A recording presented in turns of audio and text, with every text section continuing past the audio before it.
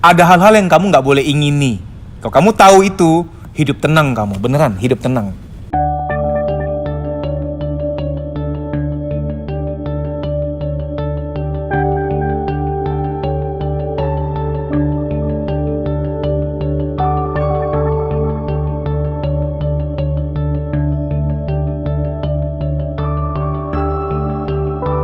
Baik, di video kali ini saya ingin membahas mengenai rahasia hidup tenang.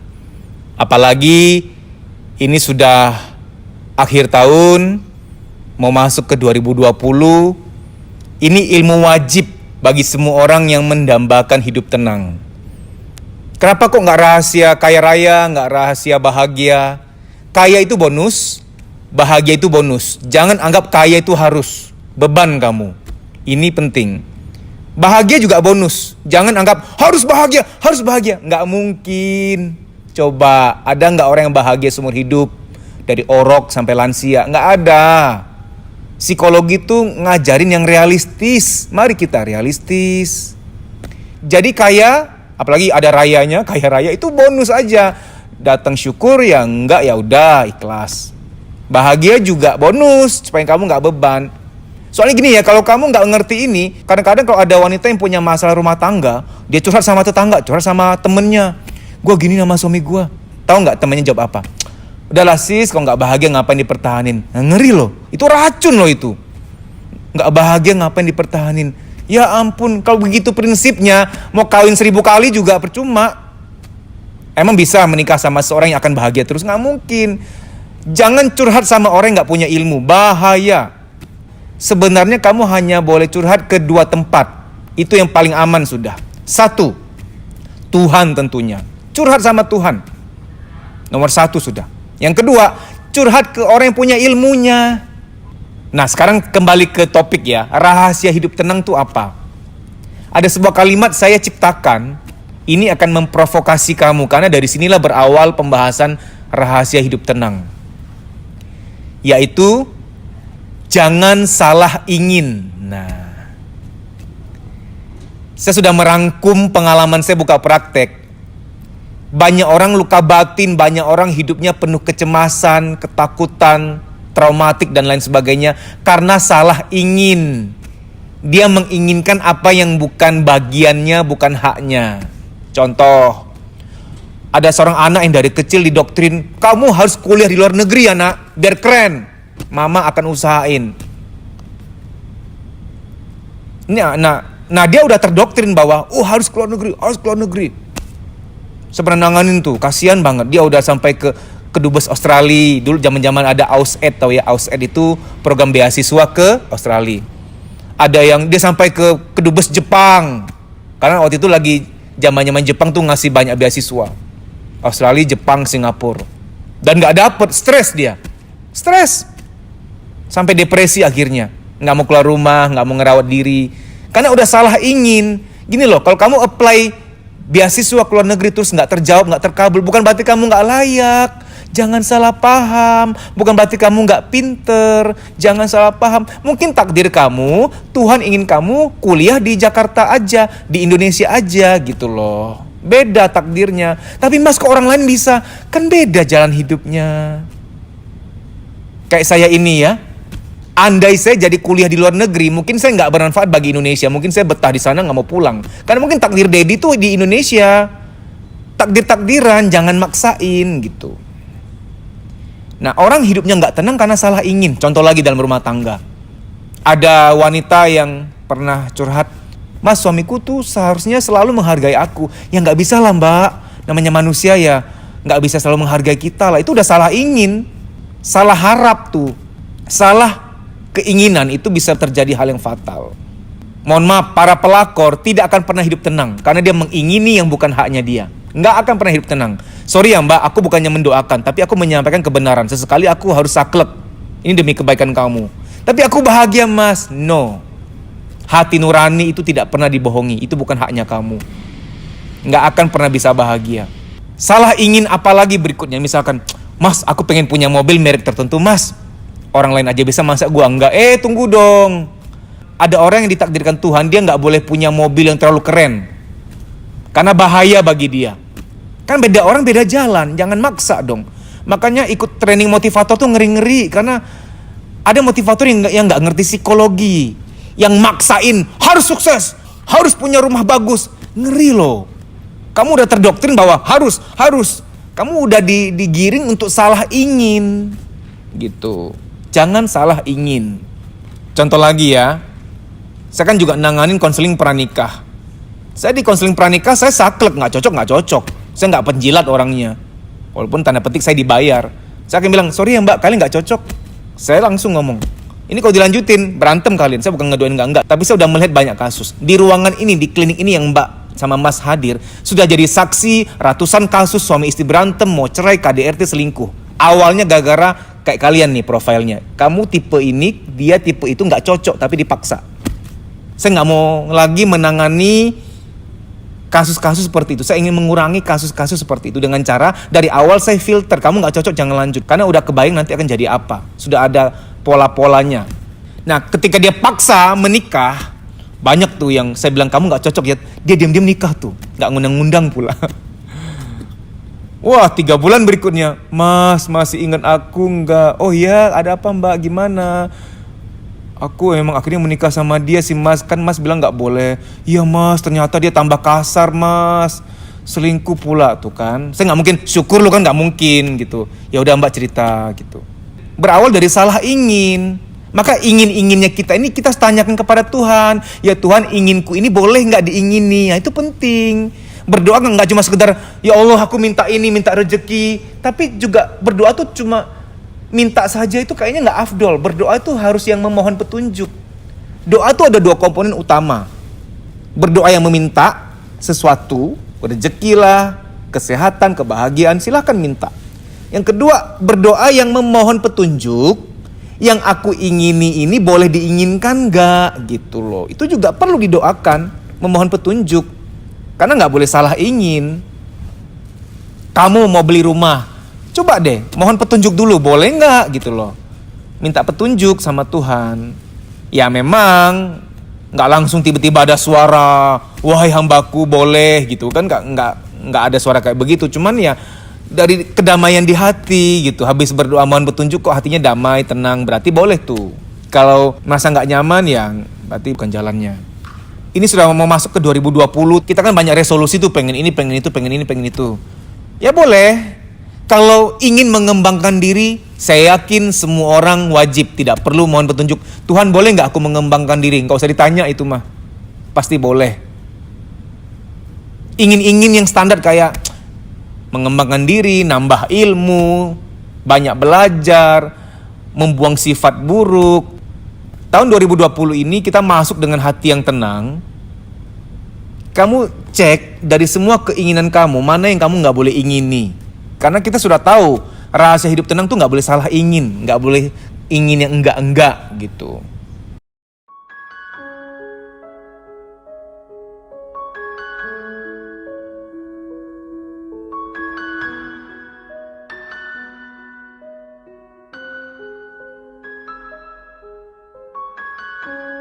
Misalkan ya, aku punya temen di sosmed, dia suka pamer, dia tuh ke Eropa setiap tahun. Hidupnya enak banget, dia punya mobil mewah, pengen kayak dia.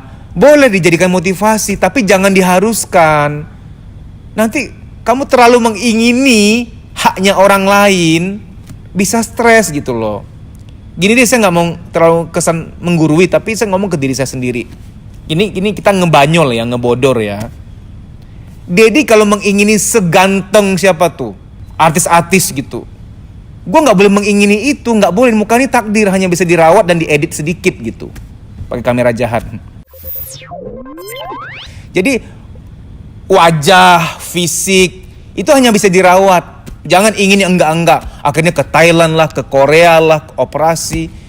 Operasi plastik boleh, tapi kalau kepentingannya habis kecelakaan. Contoh dulu tuh ada, mohon maaf, saya pernah dengar kisah pramugari, kan dia kena kecelakaan pesawat tuh. Ya mohon maaf ya, ada bagian tertentu yang rusaknya. Operasi plastik untuk mengembalikan, ya boleh-boleh saja. Tapi kalau hidung kurang mancung, supaya mancung, ini dagu dipanjangin. Jangan salah ingin. Kamu sudah mengingini sesuatu yang bukan bawaan gitu loh. Nah, tapi kalau otak, Tuhan kasih kosong awalnya untuk diisi. Mengisi, merawat, harus gitu. Sama kayak kesehatan ya, Tuhan kasih kita kesehatan. Maka ada yang tanya kepada saya, Mas kan bilang takdir sama nasib. Kalau umur itu takdir atau nasib ya? Umur, Tuhan kasih sekian. Nah, kita yang jaga. Ada orang dikasih Tuhan umur 90 tahun tapi dia nggak bisa jaga. Makan sembarangan, tengah malam makan barbecue. Tengah malam makan bakar-bakaran terus. Tidur serampangan, begadang terus. Dia nggak jaga umur itu, ya dia akan lebih cepat. Jadi kalau Anda bilang, umur itu takdir atau nasib ya? Tuhan takdirkan kita umur panjang. Dan kita diamanatkan untuk menjaga umur itu. Kita ditakdirkan untuk punya kesehatan yang baik. Nah, kita diamanatkan untuk menjaga kesehatan. Nah, sekarang kita fokus ya. Ingin kaya raya udah pasti hilangkan dari batin kamu. Kok gitu ya Mas ngajarinnya? Ya betul, karena saya melihat banyak orang stres karena gue gini-gini aja udah banting tulang loh. Gak cuma tulangku aku banting, tulang orang juga udah banting semuanya juga. Tapi kok gini-gini doang? Saya gak minta kamu anti kaya ya, enggak. Kalau kamu berjuang dengan ikhlas, berdoa dan berusaha, bisa kaya, tapi jangan dipatok, nanti kamu stres sendiri gitu loh. Itu satu. Yang kedua, jangan salah ingin, jangan mengingini hidup yang kayaknya dalam fairy tale gitu loh. Ini ada seseorang ya, dia mewawancari seorang artis, cantik, suaminya juga ganteng, mereka kaya raya pula. Dia ngomong, enaknya jadi kamu tuh kayak dalam fairy tale tahu, kayak dalam kisah-kisah dongeng, terlalu sempurna hidup kamu tuh. Kalian tuh ganteng sama cantik, terus kalian juga kaya raya, kalian juga happy. Saya nggak percaya. Kenapa saya nggak percaya? Saya bukan suujon ya. Saya ini buka praktek udah 14 tahun. Yang datang ke klinik saya itu, mohon maaf, banyak yang bawa Mercy, BMW, kaya raya, cantik, ganteng, udah berkeluarga. Kamu kalau lihat dia kayak yang pasti, nggak mungkin ada masalah nih orang. Sempurna banget gitu. Banyak loh orang yang muka-muka fake ya, yang pakai topeng tuh udah saking jam terbangnya tinggi, nggak ketahuan lagi pakai topeng. Waktu dia cerita, Mas aku punya masalah ini Mas, kaget aku. Kok bisa ya punya masalah sedemikian berat tapi gak kelihatan. Gak ada orang yang sempurna. Jadi kalau kamu mengingini hidup kamu kayak bahagia-bahagianya orang lain, udah pasti udah salah ingin tuh. Saya selalu tanam kepada diri saya sendiri, Dad, saya selalu ngomong sama diri saya sendiri, Dad, ketika bahagia datang itu bonus. Gak bahagia ya sudah, pokok bahagia itu bonus aja. Anggap bahagia itu bonus. Hidup kamu akan tenang kalau kamu menganggap bahagia itu bonus. Begitu kalau ada beranggapan, hidup harus bahagia dong. Kok gak bahagia ngapain? Nanti kamu jadi kutu loncat. Kerja di kantor A gak bahagia pindah ke B. Gak bahagia pindah. CV kamu tuh gak pernah yang panjang. Di PTA 3 bulan, PTB 4 bulan. Gak lama-lama gitu. Padahal banyak ketidakbahagiaan tuh adalah ujian. Banyak ujian datang dalam bentuk ketidakbahagiaan. Apalagi salah ingin supaya kamu bisa hidup tenang di tahun 2020 dan seterusnya. Soal jalan hidup, soal karir. Jangan cuci otak kamu dengan mendoktrin diri kamu. Wah, gue punya tetangga ya, dia kerja di Jepang loh. Dia sekali kirim uang ke keluarga banyak. Gue pengen juga dong, pasti bisa lah. Kan motivator itu mengatakan kalau orang lain bisa, gue juga bisa. Tunggu dulu, belum tentu jalannya kamu. Jangan dipaksa. Kamu mengingini jalan hidup yang bukan jalan kamu, nanti akan ada stres di situ. Maka saya selalu bilang, ke psikolog, tes minat bakat. Nggak usah disayang uang itu. Tes minat bakat, biar muncul kamu cocoknya bidang apa. Oh kamu orang hukum, oh kamu orang seni, oh kamu orang psikologi, oh kamu orang keuangan, oh kamu orang dagang gitu loh. Muncul gitu. Saya banyak menangani kasus-kasus luka batin karena salah ingin, salah menginginkan sesuatu. Karena ingin-inginnya kita kadang ingin adopsi. Kita adopsi dari seseorang. Contoh, kamu bersahabat sama si A nih. Oh kamu deket sama dia. Lihat ya, jangankan soal cita-cita, jangankan soal kebahagiaan. Dia suka makan jengkol pun kamu akan niru loh. Tanpa kamu sadar, kapan-kapan kalau lihat jengkol tuh kayak suka gitu. Karena nular, kesukaan tuh nular, keinginan tuh nular gitu. Saya banyak nangan kasus yang mbak-mbak pengen jadi pramugari karena temannya pada jadi pramugari, pengen juga. Jadi pengen tuh bisa nular. Nah sekarang kita harus evaluasi. Pengennya aku ini pengennya asli asli dari diriku terdalam, hatiku terdalam, atau ini pengennya temenku yang aku adopsi.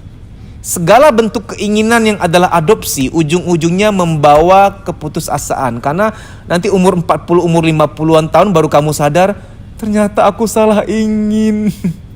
Ini bukan keinginan asliku gitu. Ini aku baru tanganin 2 bulan lalu. Jadi ada seorang mbak, dia mau nikah sama bule, orang Amerika.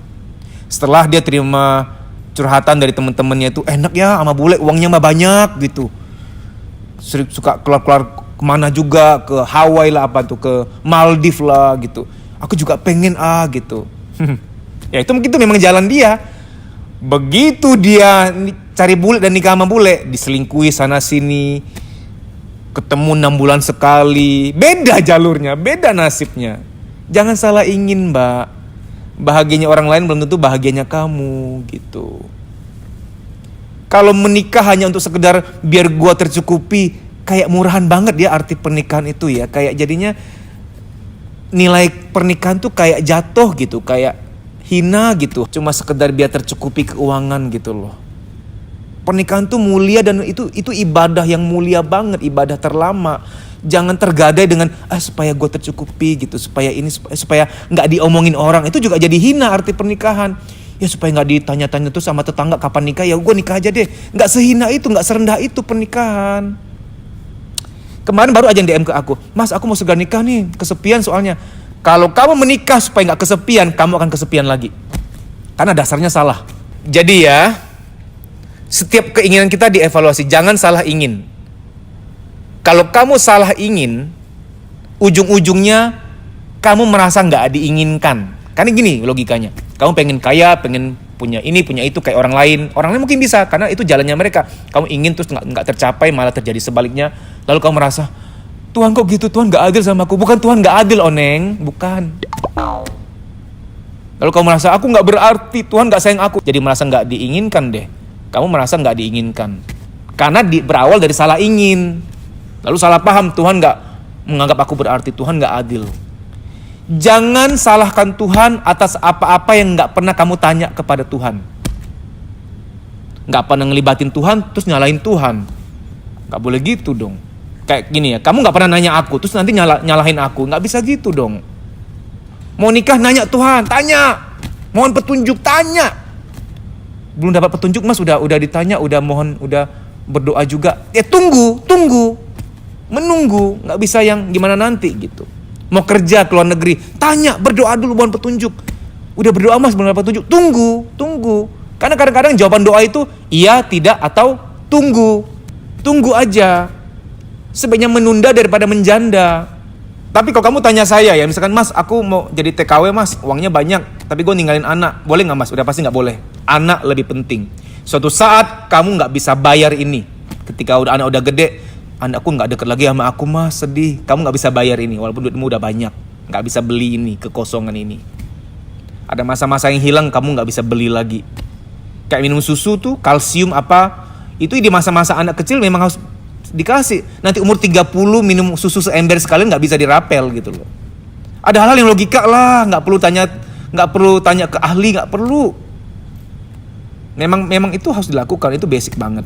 Baik teman-teman, saya ingin lebih spesifikkan kisah-kisah di klinik saya, karena ujung-ujung ini soal salah ingin soalnya. Contoh ya, ada istri yang sangat menginginkan suaminya itu harus rapih, karena dia merasa repot belakangan suaminya itu yang kalau habis mandi itu ya, itu handuk bisa geletakkan di mana. Ya sesekali dia bantuin, tapi sudah 2-3 kali, duh sayang mesti aku terus ya yang ngerapiin ya, kamu tolonglah sesekali bantu aku gitu. Ya ini kembali lagi ke adab sebagai seorang istri ya, memang tugas istri itu melayani. Kalau emang lagi males ya udah, kamu gak usah komplain juga supaya laki-laki gak merasa gimana gitu loh. Tapi kalau kamu mengingini, pokoknya suamiku tuh harus bisa rapih juga. Nah ini bisa jadi salah ingin. Kenapa saya bilang salah ingin? Karena ini tipe otak, dominansi otak. Orang yang tipe otak kanan yang cenderung seni, kreativitas, dinamis, intuitif, kreatif, itu memang serampangan. Bukan mau dia, itu dari dominansi otak, tipe otak kanan dominan. Kamu mengingini suami kamu, dia harus rapi kayak aku. Mungkin kamu tipe otak kiri. Kamu tuh cocoknya accounting, admin, legal, kearsipan, nah gitu loh. Yang emang otak kiri banget, cermat, nata apa-apa tuh rapi, suka kerapian. Begitu kamu mengingini pasangan kamu menjadi kayak kamu, ya kalau emang jalannya bisa, tapi kalau emang bukan jalannya nggak bisa, akhirnya cekcok jadi masalah loh itu. Gue capek mas, gue mau pisah aja, gue nggak kuat. Suamiku tuh diomongin nggak pernah berubah, karena kamu minta dia berubah atas apa yang dia nggak bisa berubah walaupun dia mau. Saya ulangi ya, kamu minta dia berubah atas apa yang dia nggak bisa ubah walaupun dia mau, kan itu dominansi otak. Kayak anakmu, gini ya, anakmu ada 3 misalkan. Orang yang pertama tuh telaten gitu ya, kalau baca menghafal, hitung-hitungan keren gitu ya. Anak nomor 2 itu sering dilaporkan oleh gurunya bahwa dia itu nggak bisa diem, bosenan di kelas ngisengin temannya. Dia pasti tipe otak kanan yang nggak mampu monoton. Terus kamu marah-marah, kamu yang gitu nak, kayak kakak kamu dong. Zolim itu. Di Finlandia itu kurikulum terbaik di dunia. Finlandia itu peka, anak-anak tipe otak kanan nggak dikasih yang terlalu eksakta gitu loh. Dikasih project, dikasih hal yang fun, dipilihin guru yang lebay-lebay juga biar nggak bosen. Begitu kamu mengingini si adik kayak si kakak, kamu lukai si adik. Kasihan adik. Ilmu begini nih yang mahal banget, yang kita nggak ngeh gitu loh. Ya kok kakaknya bisa, kenapa adiknya nggak bisa mas? Jangan gitu bu, zolim itu bu. Ibu coba ya dengarkan sharing pengalaman saya. Saya itu pernah nyobain ya ngerjain akuntansi, panas otak saya. Itu ada buku besar apalagi tuh, jurnal, posting kemana lagi, terus ada neraca, laporan rugi laba, panas saya. Zaman-zaman saya belum melepas nasi, kan saya udah ngelepas nasi 2 tahun, nggak makan nasi putih untuk diet. Zaman-zaman masih belum ngelepas nasi, habis ngejar akuntansi makan nasi padang 3 bungkus gua. Lapar banget rasanya. Nguras banget, bukan gua banget. Tapi begitu baca buku psikologi, mau baca 2 buku, 3 buku, nggak capek gitu loh, seneng. Berarti ini jalan gue nih, ini jalan hidup gue nih. Maka orang-orang otak kiri jadi psikolog nggak cocok.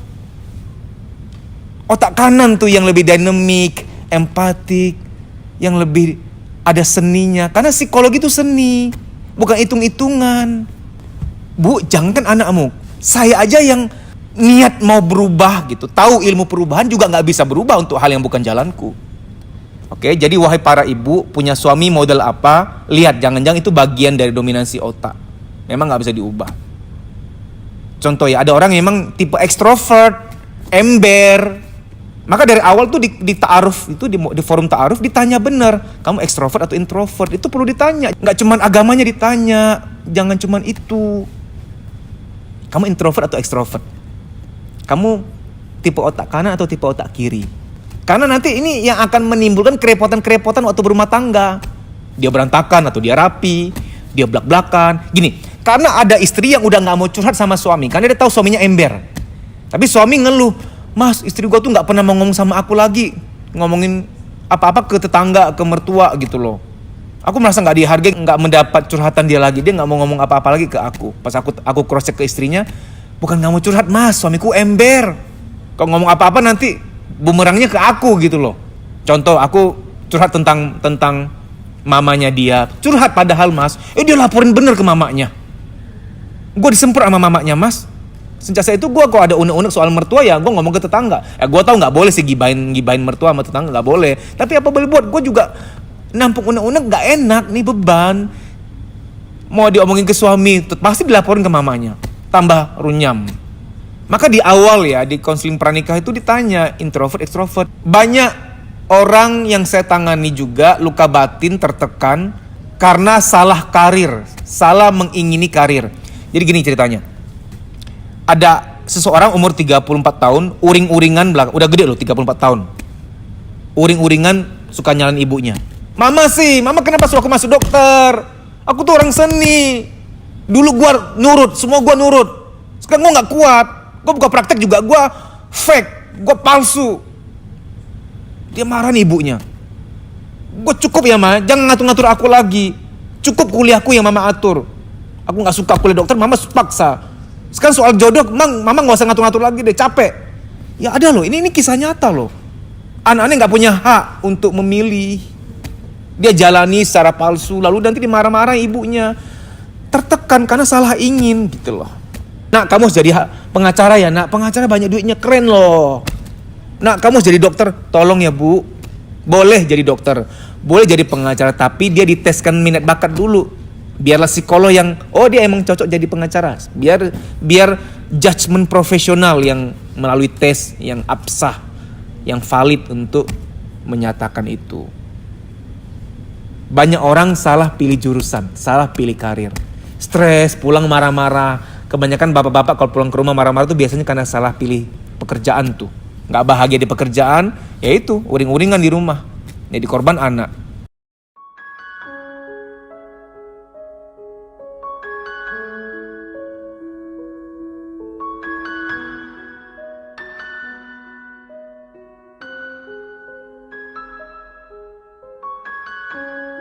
Rahasia hidup tenang cuma satu, jangan salah ingin. Jangan mengingini yang bukan hakmu, jangan mengingini yang bukan jalanmu. Enak banget kalau udah begitu, enak banget. Enak banget. Kalau kita menjalani jalannya kita, ada ridho ilahi di situ. Apa-apa jadi gampang, apa-apa jadi besar. Ingat, apa-apa jadi gampang, apa-apa jadi besar. Gampang dan besar. Besar tuh cakupannya, rezekinya, kebermanfaatannya, dan juga ada kemudahan.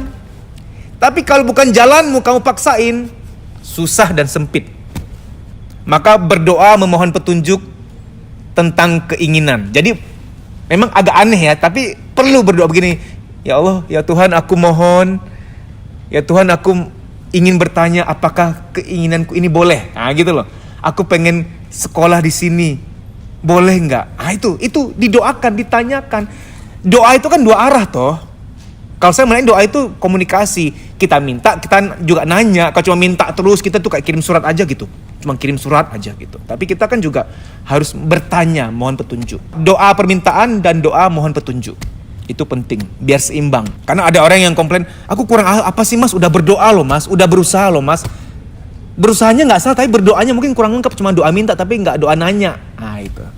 Ada seorang pelakor yang saya kan berusaha memberikan masukan. Dia bilang, tapi mas aku tuh pengennya laki-laki yang udah terbukti. Jadi kalau di food court, di mall tuh ada laki-laki gandeng istrinya.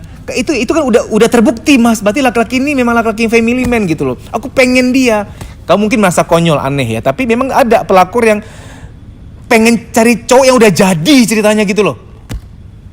Kalau yang masih lajang kan belum terbukti nih gitu. Ini salah ingin. Kamu mengingini hak orang lain loh itu. Sebenarnya kalau mau cari cowok, dia tuh calon bapak yang baik itu tidak gampang. Kalau lagi masa-masa PDKT, bawa ke rumah sakit. Ada tuh di lantai tertentu ada baby show. Tuh nggak baby show? Apa itu kalau habis lahiran tuh biasa bayi ditaruh dulu di sebuah ruangan. Ada kaca tuh, ruang kaca tuh. Nah kamu bawa calonnya kamu, lihat kalau dia gemes. Ih lucu ya. Gemes-gemes lihat bayi. Nah itu dia punya kualitas kebapaan yang baik. Dia family man.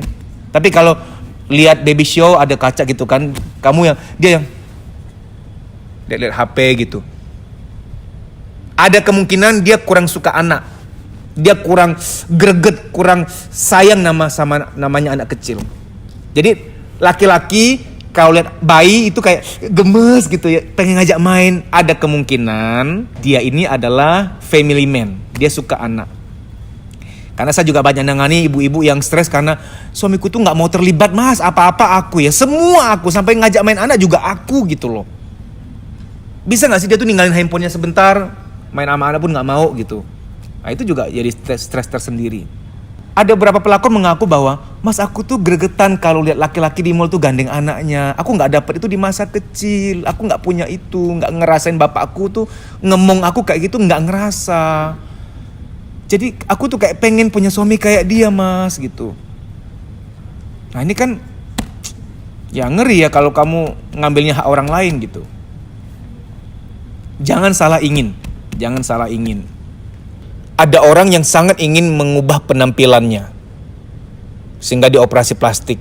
Jadi ada seorang dia operasi plastik supaya hidungnya mancung gitu kan. Ya mungkin entah gimana caranya.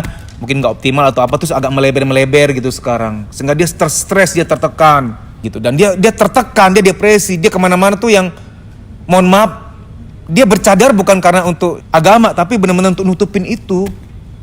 Dia malu ketemu teman gitu loh. Karena ya mohon maaf, karena salah ingin. Fisik kita diberikan Tuhan tuh detail, hidung model gini, udah diatur, emang harus begitu tuh. Begitu kamu ubah, itu sedang tanda petik kalau bahasa saya melawan ketetapan Tuhan. Ini yang terakhir. Kita mengenal istilah quarter life crisis. Quarter life crisis tuh krisis kehidupan, depresi-depresi di masa usia 20-an, 23, 24, 25 sampai 30. Quarter kan seperempat. Krisis kehidupan di seperempat hidup. Seperempat kan ya, misalkan orang usia 100 tahun ya, dia yang umur 25 sampai 30 itu loh. Gue belum apa-apa nih mas, usia segini mas. Gue belum punya apa-apa, mobil gak ada, motor gak ada gitu. Rumah juga belum ada, sementara teman-teman gue udah sukses gitu. Nah ini kamu salah ingin. Kamu mengingini kamu harus sukses kayak di usia-usia teman kamu. Udah salah ingin nih, bahaya. Saya sendiri sukses usia 34 tahun loh. 34 baru sukses. Kalau saya umur 20-an ngotot harus sukses, saya nggak akan sampai sekarang, udah depresi dulu, nggak bisa ngapa-ngapain. Jangan salah ingin. Yang penting sudah cukup berusaha, ya udah, kecuali kok nggak berusaha baru gitu. Karena kalau kamu sering salah ingin, ujung-ujungnya stres tuh gara-gara gini. Ada kata mengapa. Mengapa sih? Mengapa? Sebenarnya yang menyiksa kita tuh mengapa. Tapi di alam bawah sadar. Mengapa ya? Mengapa ya? Kenapa ya? Kenapa? Mengapa ya? Itu yang menyakiti. Contoh. Mengapa mama marahin aku ya? Mengapa suamiku gak menghargai aku ya? Mengapa ya? Mengapa harus dia nyakitin aku? Kenapa gak orang lain aja? Mengapa harus aku yang ngalamin? Jadi mengapa-mengapa itu yang di alam bawah sadar tuh menyakiti kamu. Mengapa-mengapa ini muncul karena kamu dari awal gak menata ingin. Sembarang ingin soalnya. Pokoknya sekarang kalau muncul keinginan pengen ini pengen itu coba berdoa dulu. Ingin yang ini boleh diingini nggak? Nah itu enak tuh. Di tahun 2020 banyak orang akan stres karena salah ingin. Kemarin tuh aku lewat di sebuah store HP ya. Itu orang ngantri panjang karena ada sebuah HP keluar seri terbaru panjang. Contoh salah ingin tuh. Kamu nggak akan mampu ngikutin perkembangan. Dia ada seri baru, beli lagi. Salah ingin kamu. Tunggakan tambah banyak, stres sendiri, jadi gak happy, insomnia, migrain. Tubuh kamu tertatih-tatih, menahan kepura-puraan, keren tapi di belakang tuh lagi bokek gitu. Pinjam sana sini, hutang kartu kredit. Karena salah ingin, jadi stres sendiri deh. Saya perlu beritahu satu hal ya. Ada orang-orang yang sudah ada di sana, dan dia bilang biasa aja. Ada orang-orang yang sudah memiliki semua kemewahan, akhirnya biasa aja. Contoh. Ini sharing aja. Dulu tuh 6 tahun lalu saya punya jam, ya sebut saja Rolex deh, Rolex. Rolex itu 75 juta sampai 125 juta. Punya tuh. Udah disampai di titik itu. Akhirnya saya jual karena, biasa aja, bosen. Padahal dulu pengen banget. Sekarang saya beli jam cuma 1,5 juta. Tapi berhubung dia warna biru navy, gua ngiler liatnya. Jadi waktu di toko tuh, biru navy keren ngiler. 1,5 juta. Jadi berubah standar bahagianya. Kalau dulu kan pengen keren, pengen mewah gitu. Punya Rolex keren kali ya gitu. Sekarang jam cuma 1,5 juta mampu membuat aku bahagia. Karena biru navy aku suka banget. Udah bahagia banget gitu. Jadi jangan salah ingin ya. Kamu yang gue punya handphone terbaru, gue pengen ikutin terus perkembangannya. Kamu stres sendiri. Karena ada orang yang sudah ada di level-level itu, biasa aja. Kau pengen punya mobil mewah, one day kalau kamu udah punya, biasa aja. Tapi untuk sampai ke titik biasa aja, kamu udah stres banyak, mikirin cicilan, tunggakan, stres kamu kasihin anak kamu jadi bulan-bulanan dimarahi, jadi tong sampahnya kamu. Untuk menunggu dari salah ingin sampai ke biasa aja tuh kalau udah punya, itu udah banyak yang berkorban, banyak yang terluka oleh kamu. Ngerti gak nih? Suami istri dimarah-marahin karena mikir keuangan gitu loh. Jangan ikuti perkembangan zaman. Handphone jangan ganti terus, jangan. Salah ingin tuh, kamu salah ingin tuh. Ini baju ya, orang sering komplain, Mas kok pakai baju biru terus? Ada yang bilang gak pernah ganti baju, saya biarin aja. Padahal saya sekali beli baju biru navy 1 tronton gitu. Di rumah banyak tuh. Wow. Ya saya gak peduli, saya suka, ini enak gitu, ini murah, tapi nyaman. Aku gak peduli gitu kalau ada yang bilang, Mas pakai Gucci kek, selipul Mas pakai Gucci boleh kali. Aku nyaman, udah, aku nggak mau salah ingin. Ini ingin yang simple tapi nggak memberatkan jiwa gitu loh. Baik, jadi saya berikan kesimpulannya, hati-hati dengan pertemanan. Kadang-kadang teman pengen jadi pramugari, kamu juga pengen. Kadang-kadang teman-teman habis dari Bali pengen juga ke Bali, karena ingin tuh bisa nular. Belum tentu ingin itu boleh kamu ingini. Belum tentu keinginan mereka boleh kamu ingini. Begitu kamu ingin juga, ternyata ingin ini bukan jalanmu, kamu tersiksa. Hidup gak tenang. Banyak orang gak bahagia karena salah menginginkan kebahagiaan tertentu, yang itu adalah jalan rezekinya orang lain, tapi bukan jalannya dia. Yang kedua, ini pesan buat kamu-kamu ya, jangan suka pamer kebahagiaan di sosial media. Itu akan membuat banyak orang salah ingin terhadap rezeki yang kamu sedang miliki. Akhirnya ada beberapa orang yang kemudian terjerat pada keinginan yang salah dan mereka putus asa. Pamer kasih sayang suami istri tidak boleh di sosmed. Saya tegaskan tidak boleh. Orang-orang yang belum menikah, jaga perasaan mereka. Kamu makan di mana, pecel arwana gitu kan, sop dengkul komodo yang mewah-mewah tuh, nggak usah lah dipamer gitu. Wow. Yeah.